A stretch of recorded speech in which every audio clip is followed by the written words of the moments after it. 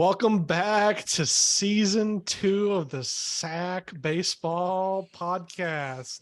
Really starting it off hot there. Sujas, was that a runner-up T-shirt that I just saw? The Sooners, baby. We almost made it. So, we almost did it. Congratulations on your to not being in the preseason top 25. Congrats, man. As close as the Eagles were last night. Yeah, the best loser in the country, Oklahoma Sooners. We had a good run. Yeah, that's actually a great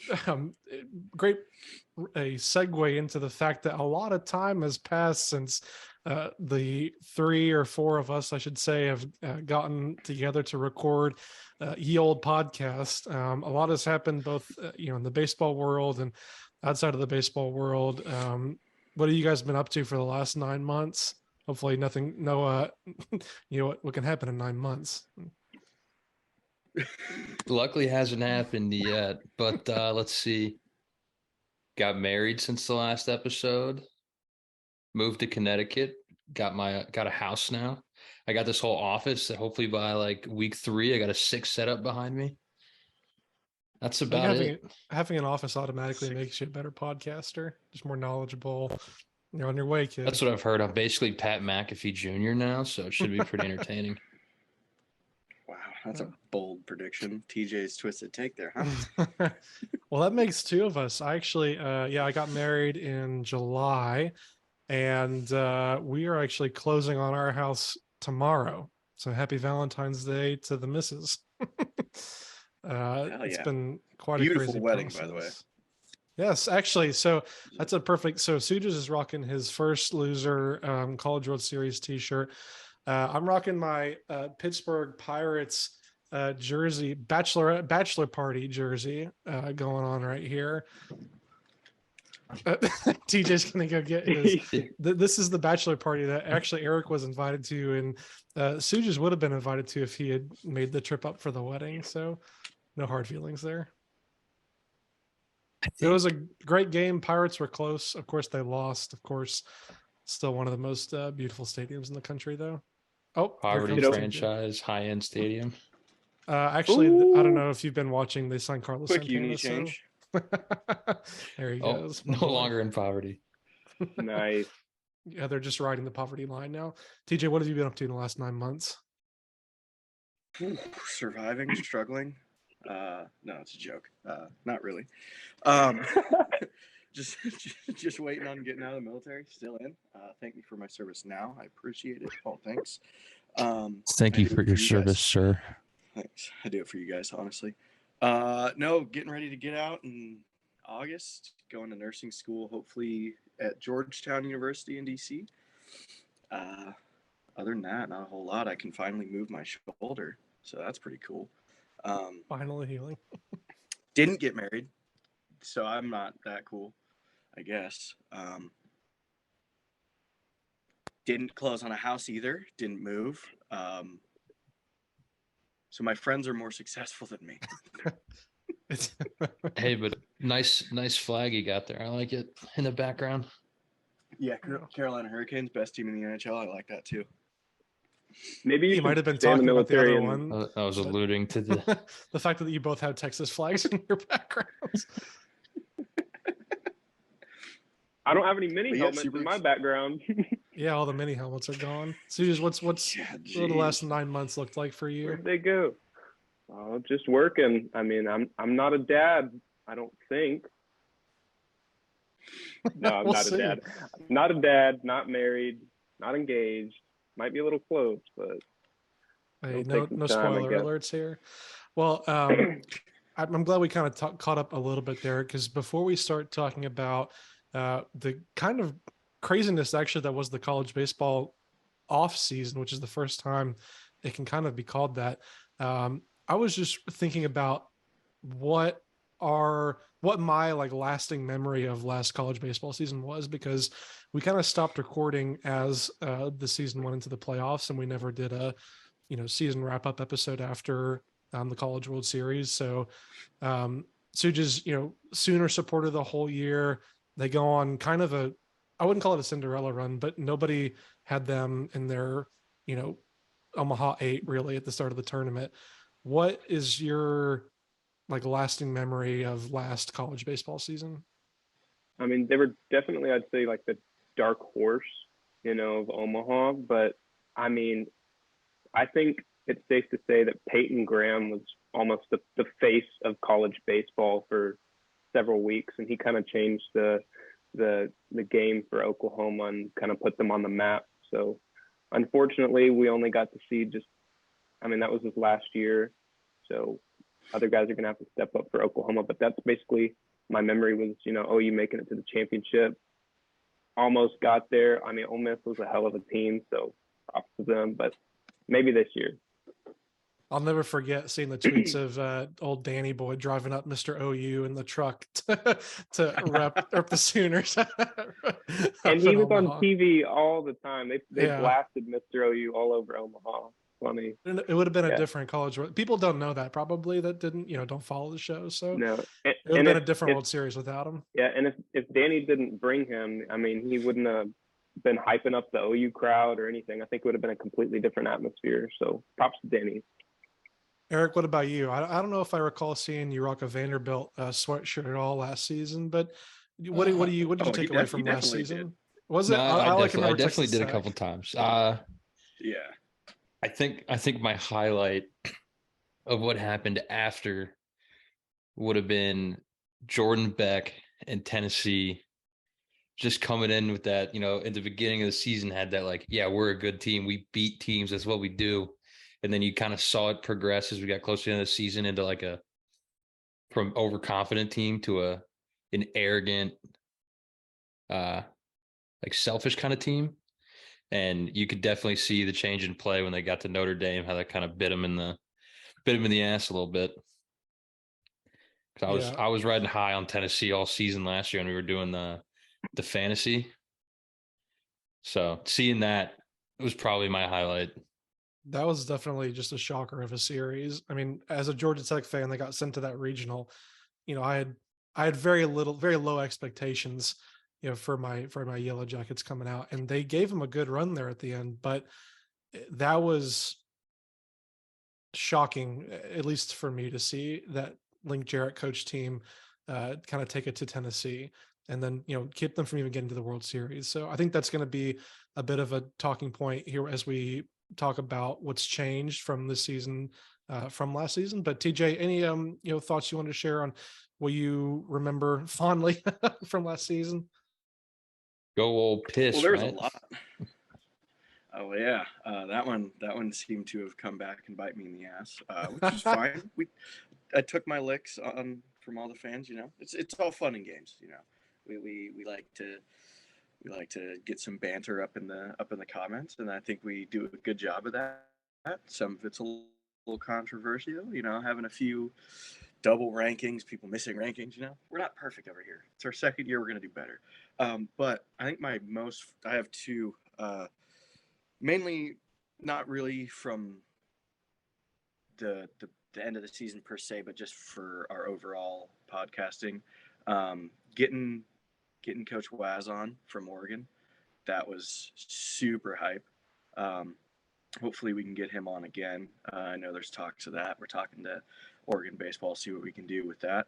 And then personally, my favorite was just building a rapport and a friendship with the Evansville players and fans and family of players, and getting to watch them try to make their run at the MVC tournament championship. Didn't turn out the way they wanted it to, but I know we've already talked to Coach Carroll earlier today, and he's down to hop on sometime in the next few weeks, give us a little run of the pregame or what they did in their off season and what he expects from the guys this season. So yeah, those were two pretty cool things. It's funny. This is again a perfect transition. One of my discrete memories from last season was the emergence of Tommy Tanks, right? The phenom freshman that burst on the scene. The first little bit that had us all convinced that NC State was, a surefire Omaha pick in the first couple weekends. And it's funny it's all related because Shane Gray is the pitcher that gave up the one memorable home run to Tommy White there, where I think it was Jerry Carabas was the one that tweeted out, "Where were you when Tommy Tanks like burst on the scene?" And Shane Gray responded, like quote tweeted and said, "I was there giving up the home run." Sometimes it happens. So that was one for me, and I think the second and more meaningful one, at least for me, was the fact that in baseball, we just watched the World Super Bowl yesterday. In baseball, it is not always the best team that wins. It's the team that's playing the best. And we saw a lot of examples of that in the tournament last year, where we already kind of rehashed Notre Dame taking down Tennessee, Oklahoma getting and making a run all the way to the finals. Ole Miss, really didn't start playing well to the very end of the season. Texas, right, we were dogging on them the whole year. They finally started putting it together, and it didn't make a great showing in Omaha. But this is the reason I say this is a good transition, is the fact that one of the things we're going to have to talk about today are preseason rankings. And the one thing I learned from last year, right, is that these rankings really don't mean a thing, because these are just snapshots of what we expect from the teams, and really you never really know what you're going to get until you figure out how a team is playing in the moment when it comes down, and when it's all on the line. Like Mississippi State last year, the pre-rankings, they had them way Perfect up high example. And they didn't do anything. Well, if we're going to jump straight into preseason rankings, I think the biggest talk of the town so far in the college baseball world is going to be the LSU free agent transfer portal they just got over there. Yeah, you're right. Tommy White. We should take a step back, and LSU preseason #1 team, but there's a lot of reasons as to why they're ranked there. So you want to talk a little bit about why they might be the kind of consensus #1 team coming into the country or the season this year? Well, they got freshman phenom Tommy White that we previously just mentioned. I think they got 3 or 4 other 5-star top guys from other teams transfer in. This is where we need Brennan, because he would tell us every guy's height on the. No, yeah. One of the other notable ones was the Air Force transfer, Paul Skeens. Yeah, he's the guy that went down to Austin and carved up UT in that 11-2 domination that they had. Two-way player, Paul Skeens. Yeah. Yeah, I mean, just pumps 90, 93 plus on the mound and has insane power at the plate. Got some numbers for you. I love numbers. Yeah, get it. Homie posted up with a 2.73 ERA and had a 1 dotted on his OPS, 1.046 on the OPS. So this is a bona fide, two-way contributor from both sides of the plate. Yeah, and that's news to me. I didn't know that you could transfer out of military academies. I didn't know that was a thing, to be completely Wasn't there honest. A prominent I can't remember what school it was, but there was a football player, I think. Yeah, he was it was I think also Air Force. Was it Air Force or Navy? No, it was Navy. It was I'm gonna butcher his last name. It was like Fagio or something. He transferred out of there his sophomore year or his junior year. No, there was a guy that was supposed to get drafted, and he was projected like a top 3. Oh yeah, he was pick. also from Navy. It was a defensive back. And then they wouldn't let him enter the NFL draft. They said, I remember that. You got to serve your time, bud. You got to get that D214 first. A lot of players, departing in the MLB draft. We're not going to go rehash every single one of them. If they come up, organically, that's fine. But the transfer portal was a big story this offseason. And, coming off of the COVID, right, giving the NCAA allowing people to use at least one free transfer. And if you graduate, maybe you can transfer again. That was a big deal. So you had, Tommy White coming over, freshman phenom from NC State. I think Christian Little was a guy from Vandy that came over the day before and kind of got overshadowed. But Paul Skeens is another big one. And there's one other one I'm going to talk about a little bit later that I think that some other people would know about. Some of the other, I think, bigger transfer portal names include, let's see here, Maui Ahuna. You guys want to guess where he's from? Nebraska. Hawaii. Yes. So he was actually, Ohio. and the only reason I know about him, I had Kansas in our little fantasy thing last year, but this guy transferred from Kansas to Tennessee. He was their starting shortstop. Homie hit 396 with a 1.112 OPS, like as the starting shortstop all year. So Tennessee graduated lost a lot of people to the draft last year, but they're retaining a very, very solid core of starting pitching, and then supplemented some, existing players with a big transfer like that. Speaking of drafts and pitchers, shout out to Trey. He got drafted by Houston Astros. Yeah. Trey was awesome. Again, another interview. Please go back and listen to that one. He's just a great dude. Maybe we can tell also ourselves Nolan.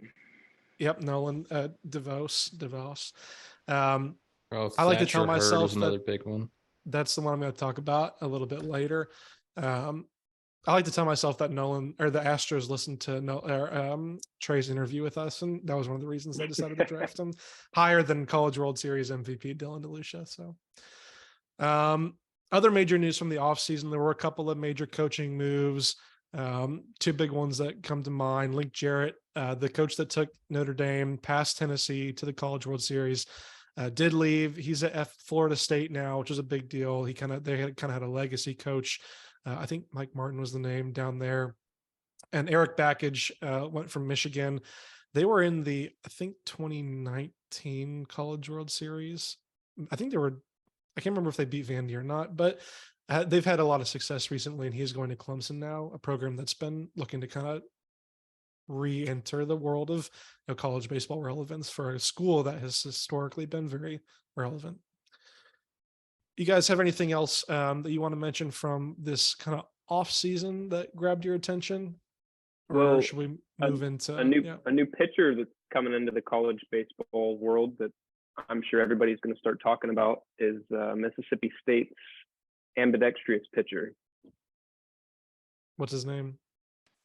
Oh yeah, Gerangelo. I think his name's Gerangelo. Yeah, pumps like 97 from one side and 96 from the other. Yeah, good luck. It's not fair. Going back to I had a note about a significant coaching stat that I wanted to bring up that Travis will actually love. Hit me. So of all current active coaches, Georgia Tech has the current wins leader among all active coaches by one win. Who's second? I didn't write down who second place was. Did you mean first or last? It doesn't matter. Runners-up. Doesn't matter who second is. Yeah, Danny Hall. Did I tell you about the time I met Coach Hall in a mall the day after I got cut from the team at a Starbucks? This is the day after I got cut. So I'm awkward. Pretty depressed, obviously. And in hindsight, I should have been like, hey, in the actual meeting, I just didn't really say anything. I was like, okay, thank you for the opportunity, and then just dipped. I wish I would have been like, hey, what's the, is there a reason? Because my numbers against the inter squad stuff were much better than some of the other guys that had made the team. And so I went to the Buckhead Mall up there. I think I've been there with Travin at least once, I want to say. And I was walking, got in line for a Starbucks, and lo and behold, two people in front of line of me is the head coach that just cut me and ended my, competitive baseball career. I was like, oh, hey, Danny, good to see you. So that is your winningest baseball coach in Division I baseball. Didn't Georgia Tech just sign a 5-star prospect catcher out of high school? I don't remember the name. I'm sure they have 5 of those right now. Yeah, it's on brand. Yeah, catcher you. I think they got a good transfer in, I believe, that is supposed to take over for Parada. Okay, so we alluded to it earlier. Preseason rankings have been released for the major organizations. I don't think we're going to put any out until maybe at least next weekend, until teams start playing. But any thoughts? We talked a little bit pre-recording about one specific ACC team. So I got some notes about some predictions I got. Specifically one big one that I'm very excited to talk about for anyone that's listened to us since we first started covering this team. Are they in the ACC? No, I'm going to give out my preseason prediction for most improved team. Okay, this team last season. What kind of fucking participation trophy is this? Is this So a last sack? season- Is this a sack podcast award? Because I don't recall Yes, Golden yes, Spikes. it is. Okay. Yes, it is. I'm making it an award this year. This team last year had the worst run differential in school history by 100 runs on the season. Last year was Coach Iona? Connor Burke's first year at this school. He previously coached at U of Maine, where he was the coach of World Series MVP Jeremy Pena.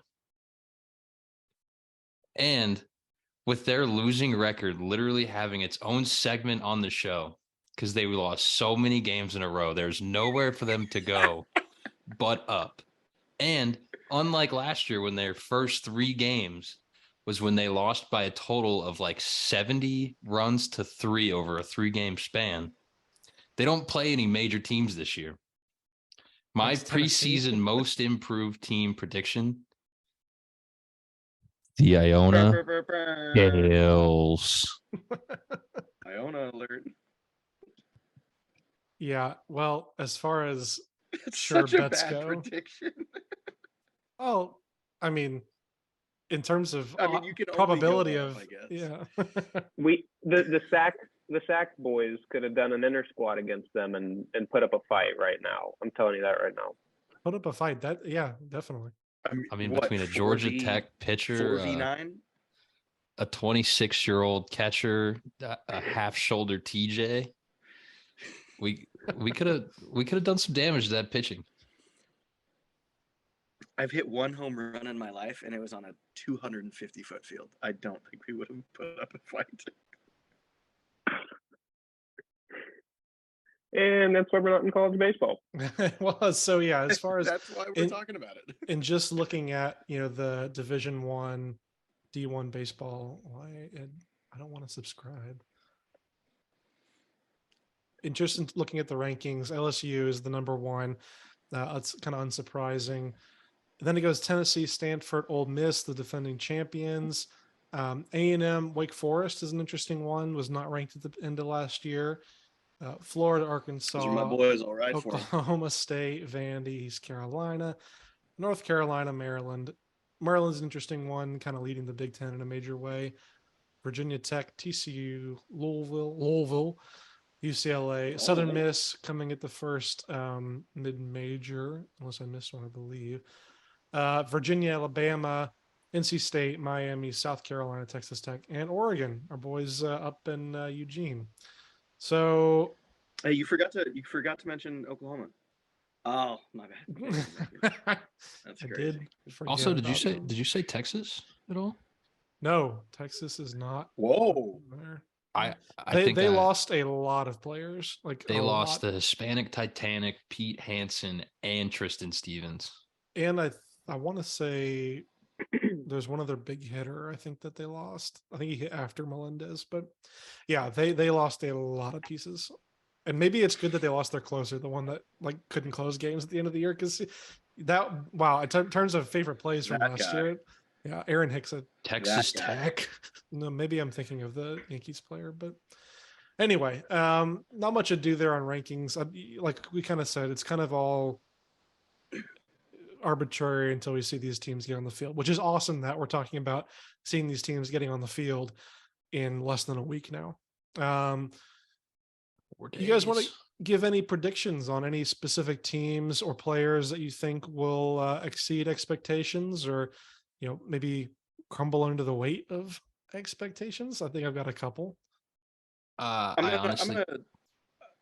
gonna say one. For once, I'm gonna agree with Brennan. I'm gonna ride with his boys, LSU, and I don't think it's gonna be because of Tommy Tanks. I think it's gonna be because of their shortstop Dylan Cruz. He came in late last season and had a phenomenal second half of the season. He does make a few errors at shortstop, very Derek Jeter-esque, but I think he's going to lead the SEC in hits this year and bring them to Omaha and deep into the run of Omaha. So my opinion on LSU, I think they're going to have some Tennessee syndrome last year. I think we're going to see a pretty kind of the same outcome. I think they're going to have an absolutely monstrous regular season, and then come tournament time, they're just gonna fall apart. They're going to play somebody that probably shouldn't even be on the field with them, or should be somewhat of a cakewalk for them, and they're just going to drop the ball early to midway through the tournament. Yeah, I've got LS. Well, Sujas, did you want to chime in here? Are we talking about just SEC play or LSU only? Yeah, I was going to throw out. I think Alabama's going to be a surprise this year, and I'm not necessarily going to say they're going to win the SEC, but I think they're definitely going to be competitive, especially with our boy Ryan Gardino. He transferred from Tennessee Tech to Alabama, so that's going to be very, very interesting to watch. They got some other transfers too, so I'm going to look out for Alabama this year. Yeah, I think I've heard a couple other podcasts mention Alabama as a sleeper team. And I remember, this is one of the games I remember from last year, I remember their series against Texas, I think was where they actually like really stuck it to Texas, who was at that time playing quite well. Here's my thoughts on that whole series started their downfall. That whole series started I think it was. downfall. Yeah. Because I think they played Air Force like twice in midweeks. Like it was all Alabama. The schools from then they went South to a Carolina. mid-major school. Yeah, it was like Charleston, College of Charleston or something, I think it was. College of Charleston, that's what it was, dude. Yeah. And then it was just a spiral. And then Texas State gave them the horns down on their home field. Here's my opinion on the LSU. I am putting them in a category of I don't think they're going to live up to expectations purely because they are so high. We have not seen a preseason number one, win it all in a long time and actually execute in the tournament. And there's a variety of reasons for that, right? You can point to Tennessee last year. They were not the preseason number one, but within 4 weeks, they kind of established themselves as the clear cream of the crop, no doubt number one team. And they fell victim to someone that was playing better than them at the time in Notre Dame. When I look at LSU, it's going to be tough to say that they don't have the best all-around roster in the country, bar none. But that doesn't always translate to postseason success, right? I don't think they're going to have a similar vibe to Tennessee last year, where it was like Tony Vitello, throwing bats everywhere. I think it's going to be a different vibe than Tennessee, but I do think it might be a similar result where they have a very successful regular season, although everyone's going to give them they're going to be the Tennessee of last year, where you look at LSU on your schedule and you're like, I'm getting in that extra lift the week before, or I'm taking extra time to recover the night before to make sure everything's right. And then you also have the just injury bug can buy anyone. They've already lost Grant Taylor, one of their projected rotation pieces. You don't wish that for anybody, but it happens, right? I mean, you have this mega team, super team, if you will, almost in college baseball, and that doesn't guarantee success. So they'll be a fascinating story for sure, especially since they established themselves preseason, unlike Tennessee. As far as I've got I think a team or two and a player or two that I think will exceed expectations. Thatcher Hurd is, I think, Eric, you maybe mentioned that, or TJ, you did, one of you two. That was probably the second or third biggest name I saw. Yeah, out of the transfer portal. People may not have heard this guy's name because he had his season cut short last year with a back injury, but the one article, blog entry I wrote last year at the very beginning of the year on pitchers to watch, this guy, he only managed to get up to, where are my numbers here, get up to like 35 innings. But in the 35 innings he pitched in the Pac-12, he had a 1.06 ERA and a 138 batting average against. So this was one of the best freshman pitchers in the country last year. And because he didn't have a season in May, essentially, he kind of flew under the radar when the national baseball stage, turns its attention to college baseball. So I think he's going to be a really, really, people are going to learn his name and remember it very quickly. Another player that's on my watch list, I think this is not just my watch list, but a lot of people's, is Braden Montgomery. He was one of my favorites from last year, two-way player at Stanford. That was a true freshman last year. I think Stanford is my team that I'm picking is going to overperform. Now, I'm saying that they're the preseason number 3, but last year I think they were preseason number 5, really fell off there in the middle of the season and then came out strong. They kind of fizzled in Omaha. I think they went 0-2, but they returned a huge chunk of their roster, including several key pitchers and hitters. So I think they're really going to have a good season. Anybody else want to say anything specific on players or teams here, or we can make some way too early, predictions before we move on to, previewing this first weekend of college baseball? I just want to add on, of course, I got to talk about my Sooners a little bit, but, Peyton Graham got drafted. So next in line is a JUCO transfer. He's the number 9 JUCO transfer. His name's Dakota Harris. He was actually a Tennessee commit, and he decommitted from Tennessee and chose OU. So I'm interested to see how he plays. Have fun in Norman, buddy. Yeah, so I say this very friendly. So Sujis is our lone Oklahoma supporter, but we will have a new face on here intermittently. One of our good buddies, Paul. He's going to hop in every now and then. And he also is a Oklahoma supporter extraordinaire. So there's 2 of them now. Yeah, don't worry. We'll keep them grounded. There will be overshadowing Oklahoma talks. A quick note before I'll be non-biased. I think Eric has some notes to drop on us, but we should quickly note for posterity. Our 2 other, compatriots from last season, Brandon and Benji, they will be joining us on occasion, from time to time as they're able. Just have a little bit of a scheduling conflict today and maybe the rest of the season, but we'll see. Yeah, so I think the most surprising part of the top 25 preseason rankings isn't who's on it. It's the lack of a 40-win team last year. Did Rutgers just lose their whole starting lineup, or is there just no respect put on the Scarlet Knights going into the season? Yeah, I mean, no respect, I guess. They were one of the best teams in terms of run differential, right? Like scoring a lot of runs and preventing a lot of runs, which typically makes you a pretty good team. Yeah, and then you got like Alabama. I would say Rutgers would have beat Alabama. Rutgers didn't lose that many guys. Probably would have beat NC State. Probably would have beat Texas Tech.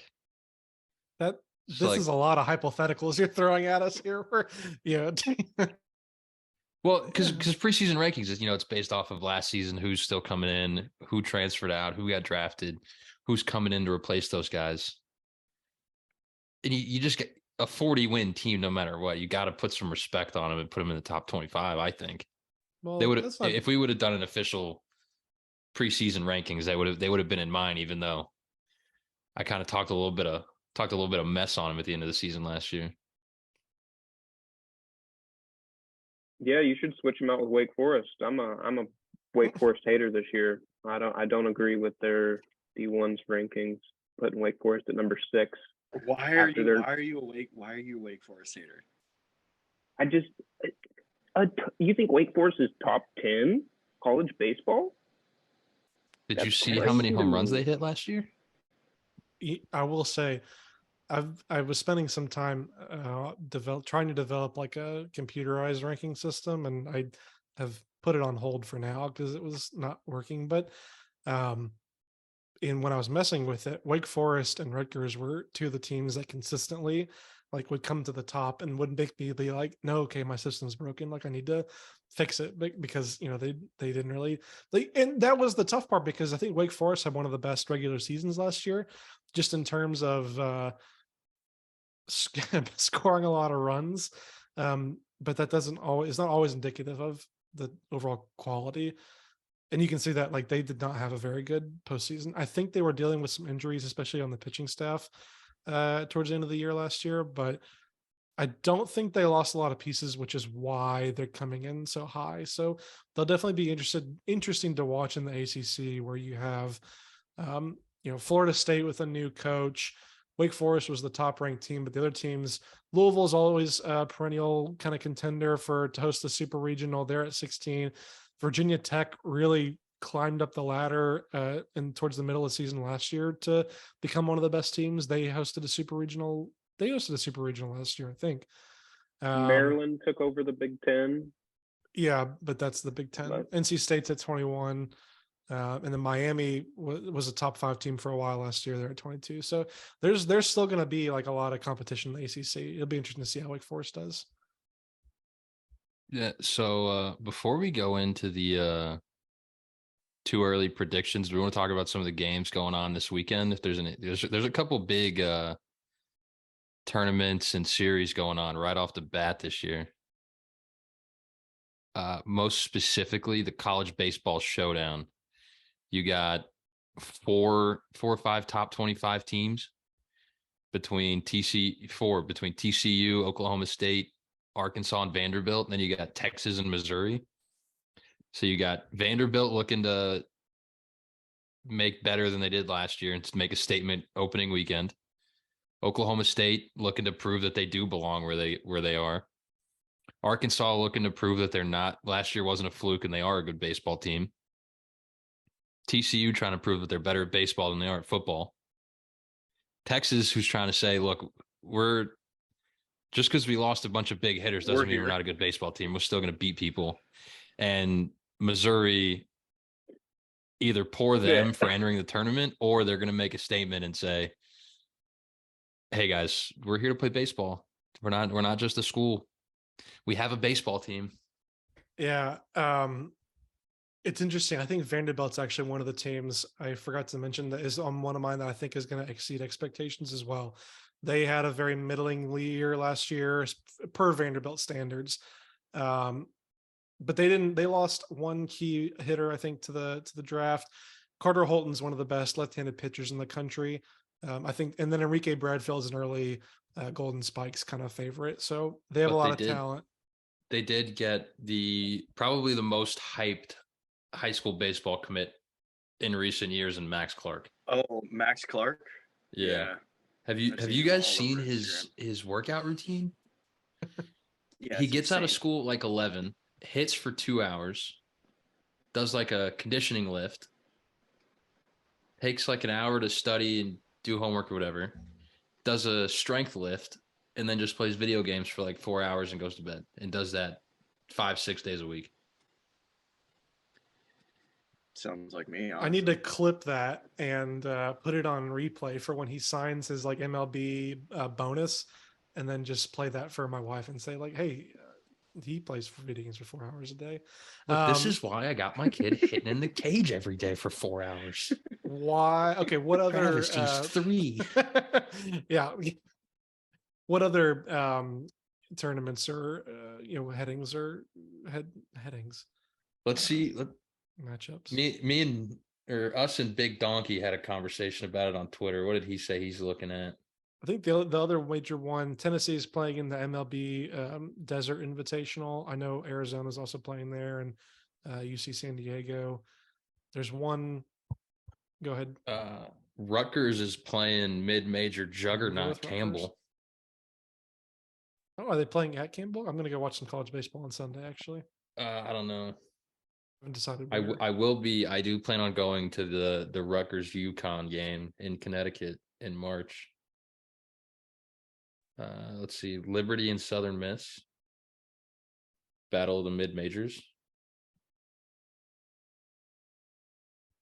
Other than that, there's a lot of teams starting off like they do in football, just playing some big names, playing small schools. Thank you for reminding me. The note you made that TCU is trying to prove they're better at baseball than football. It's kind of it's an interesting point because on one hand they made it to the championship game, but then on the other hand they look so horrible in that game that my lasting impression of them is like they're not that great at football. But biggest deficit in BCS bowl history in the national championship. I was really hoping that they would prevent the Bulldogs from getting that national title, because that was the one bragging right that we had, that Georgia Tech had actually, in fact, won the most recent national title in 1990, and now that's out the window, unfortunately. Oh, and before we leave this topic, well, that was out the window last year. So because Georgia won last year. Oh shit! See, I'm a baseball Georgia won guy. 2 years in a row, and they're favored to go 3 in a row. Baseball, and I just blacked that one out. Just like Stetson Bennett. Oh. So we touched on it last year. We joked about doing some mayhem rankings, where if you play a ranked team, you take their spot in the rankings. I've set up a sheet. We can post it on Twitter every week. I can send it to you, Travis, if you want to pretty it up. That actually sounds we awesome. also plan on keeping track of what we're dubbing our mayhem rankings. So if like Air Force beats whatever Texas was ranked at 12, instead of going through on those rankings and picking our teams and having our formula for it, you win, you take the rank. So we could end up with Iona if they get one big win in the last game of the season. We could have a top 25 Iona Gales on our hands. My concern is that there's not going to be enough Power 5 teams playing non-Power 5 teams.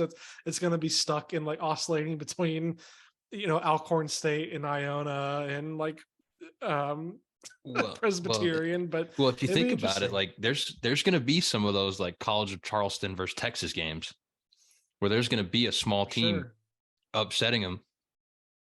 Yeah, and if they don't play another big Power 5 team, we could have the fifth rank in a mid-major conference at number 10 by the last week of the season. It's definitely. I'm excited to see how that goes. I think it's going to be very interesting. Alrighty.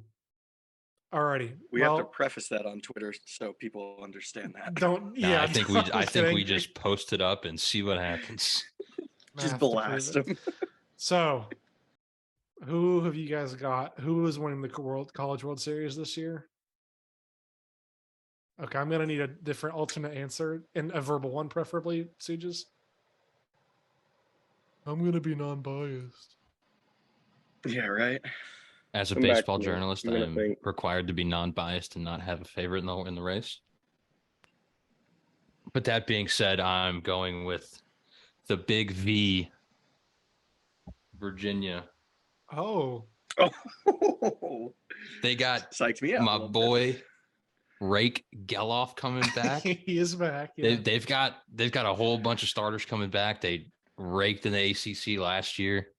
I think they're going to put a bigger beat down on their conference this year than they did last year, and they're going to make a run at Omaha. And I think Virginia takes the cake this year. I like it. That's a good one. I like it. You like the switch up because like Big V, yeah, then I pulled up a different sweatshirt. We love Big V's. I was big brain. Yeah, it's like one of those college commitment videos. I'm going to this school. Never mind. It's the wrong number. TJ, who you got? We'll give Sue just some time to think of a non-OU. He has to say OU, so we'll give him another one. I like Eric am going with the end of the alphabet, and I am going Wake Forest. Plus 6,000 on the Demon Deacons. That's actually thank you for reminding me. I'm gonna mute myself and pull up those odds I sent. I think the Deacons are at like a plus 1,200 or something on the rankings, or high up there. Let's see. Let me pull up DraftKings real quick. Yeah, I was gonna say, let's pull up DraftKings. They're relatable. Sponsor us. I've got it. So this is a good way to end the show. So LSU is the odds-on favorite. This was from a week or two ago. LSU is the odds-on favorite at 6-1. Tennessee, and I may have messed with my settings, so they may be reading a little bit differently, but this is just the money you get back betting $1. So LSU is at 6. What's up? DraftKings has Tennessee favorited at plus 500. Oh. Yep. Yeah. It's basically in order of the preseason rankings. But then wouldn't LSU be the top? Yeah, LSU's at 650. Yeah, So they probably UC Santa Barbara's favored at plus 9,000.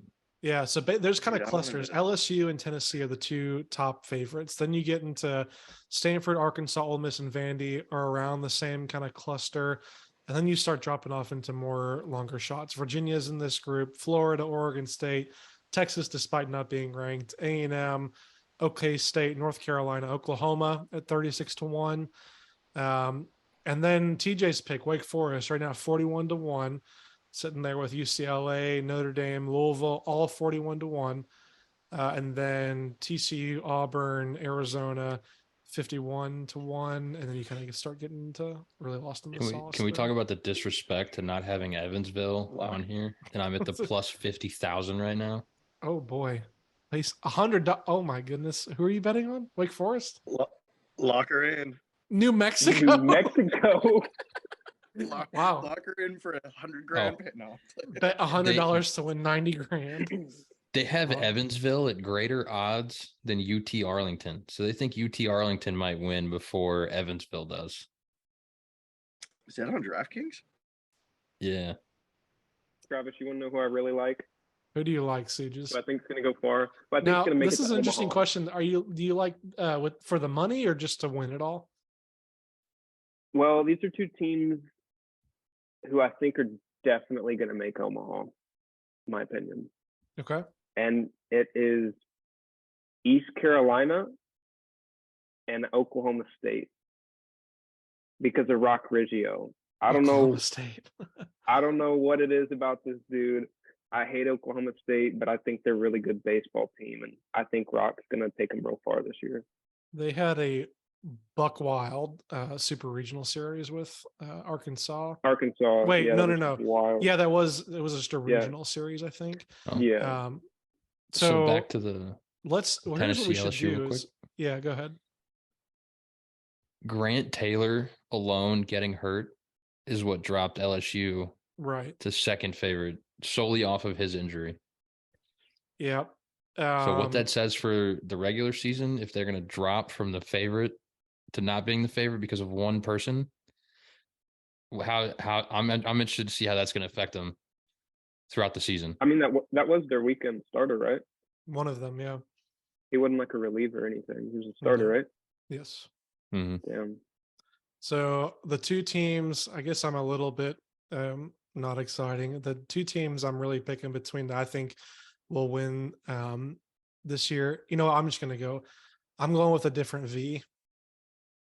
The Tennessee Volunteers. And I'll tell you Revenge why. tour? Yeah, for two reasons. One, their lineup has had a lot of turnover, so it's not going to be the exact same vibe.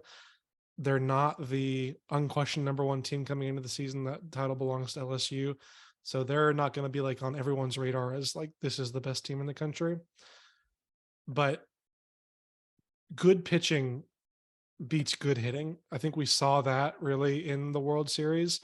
And Tennessee has, for my money, maybe one of the top three best rotations in the country. Yeah, they got Chase Dollander coming back. Chase Dollander, who's probably the favorite coming into the season for best pitcher, possible Golden Spikes candidate. They got Chase Burns, who was electric as a freshman last year, pumping 97 in a cutter. Drew Beam, a more of a control artist. And then they did lose the volunteer fireman, Ben Joyce, flinging up 105-mile-an-hour fastballs. But I don't know if you guys know this. He has a twin brother that stepped away from the game for 2 years, is now on the Volunteers roster and is pumping 93 already. So, 2 years off, picks the ball up, throwing 93. So, Zach Joyce, I think is the name. He's, they've got another Joyce at the back end of the bullpen. So boils down to good pitching. I think Tennessee really has the pitching that is required to, and they did last year. Things didn't work out, but I think they really can go all the way this year. I mean, they did lose a couple big hitters. The one they did. That's the thing, is they're going to have to hit, and it's a little bit of an oxymoron since you look at Tennessee's roster last year and like they all could hit, but they did lose a lot of leaders. So we'll see how they respond to that. But yeah, Stanford was my other team. They don't have as sexy of a starting rotation, but their lineup is a lot more whole from last year. They lost a lot less players. They really turned. I was looking at their season last year. They, I think, won like 15 straight games in May last year before the tournament. They beat Oregon State in Oregon State, made it to Omaha. I think they also have a really good chance. Does this pick also have any I've seen their pitching lab and worked with their medical team bias to it? I wish, yeah. Actually, we've been talking to that doctor who runs the lab at Stanford, the pitching lab, because we got back some MRIs on one of the patients he operated with our product on. So no baseball talk, but I wouldn't rule it out. Maybe we could get him on the pod, which would be awesome. He's a former Oakland Athletics pitcher, made it to AAA, and now he's a orthopedic surgeon for sports medicine. Oh, my favorite to win the World Series this year, huh? Hey, I would love that. That'd be awesome. But, you can't have a stadium named after the greatest player in history and be that bad. It's just not right. Stanford? No, Oakland. Oh. Okay, yeah, you had me for a loop there. Good old Reggie Jackson. All right, final thoughts, guys, and we can wrap it up. And did you mean to say Ricky Henderson? Oh my God! I just had two different R names. Holy shit! Wow, wow. Fun fact: I get to meet Ricky Henderson in August. Thank you for not letting that just get out to the public and pretend that was correct. We'll cut that one out. Yeah, no, I'll leave it in. I gotta own up to. You gotta own up to your mistakes if you're a man. All righty. That it, gentlemen. We will catch you guys after the first games of the college baseball season. Sack boys out. Catch you guys later.